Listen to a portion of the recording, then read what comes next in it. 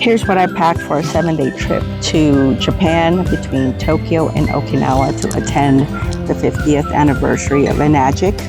So think about comfort and then also portability as far as traveling for all the different weather types, and then make sure that you have what you need. Remember that this is an 11-hour flight nonstop for us. So you have to think about comfortability while you're on the plane, plus safety. I needed the compression socks. And then what you need to be able to sleep through that flight. Also, once you get to your hotel room, think about the adapter that you would need.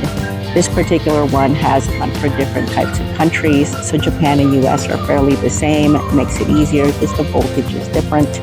So it has the ports for type C and USB. This one I'm going to use for wherever I travel. This one actually allows me to be able to have a carry-on only, use the wheels for navigating through the airport, and the backpack straps when I'm navigating through public transportation. So think about that when you're traveling. Travel light. Hope this helps.